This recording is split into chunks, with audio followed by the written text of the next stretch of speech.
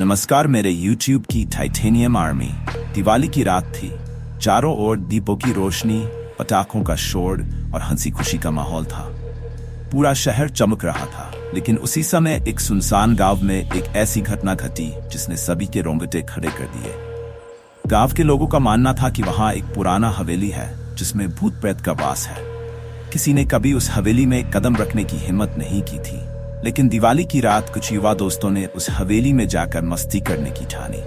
रात के करीब 11 बजे का समय था और चारों दोस्त राहुल, मोहित, अनुज और सोनू दिवाली की मस्ती को बढ़ाने के लिए उस हवेली में पहुंचे।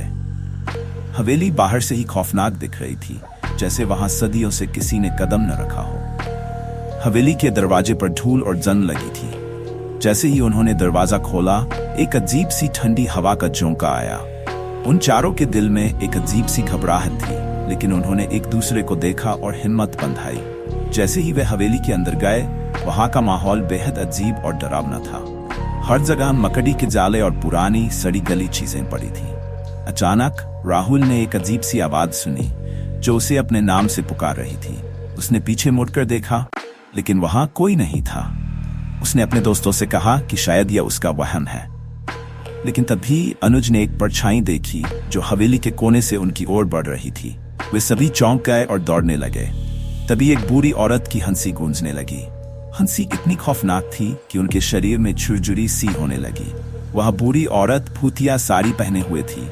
उसकी आंखें लाल और चमकदार थीं। उसने चारों दोस्तों को घेर लिया और कहने लगी, तुम्हें यहाँ नहीं आना चाहिए था। यह हवेली मेरी है और मैं किसी को यहाँ आने की इजाजत नहीं देती। सोनू ने हिम्मत कर उस औरत से पूछा, तुम कौन हो? औरत की आंखें अचानक और भी लाल हो गई और उसने कहा, मैं वही हूं जिसे इस हवेली के मालिक ने सालों पहले मार दिया था। अब मैं यहाँ की रखवाली करती हूँ। जो भी यहाँ आता है उसे मैं छोड़ती नहीं हूँ। डर से उनके पैरों में जान नहीं रही थी। उन्होंने कोशिश की कि किसी तरह दरवाजे तक पहुंच जाए, लेकिन जैसे ही वे दरवाजे के पास पहुंचे, दरवाजा अपने आप बंद हो गया। वहां से बाहर निकलने का कोई रास्ता नहीं था। अचानक चारों ने मिलकर चिल्लाया और उस चिल्लाहट से वह बूढ़ी औरत अचानक गायब हो गई। दरवाजा फिर खुल गया और वे सब जान बचाकर वहां से भागे। गांव के लोगों का कहना है कि उस रात के बाद वे चारों दोस्त कभी भी उस हवेली के पास नहीं गए और उन्होंने किसी को भी वहां जाने की चेतावनी दी। ये वीडियो अच्छी लगी तो चैनल को सब्सक्राइब करें, लाइक करें, कमेंट करें।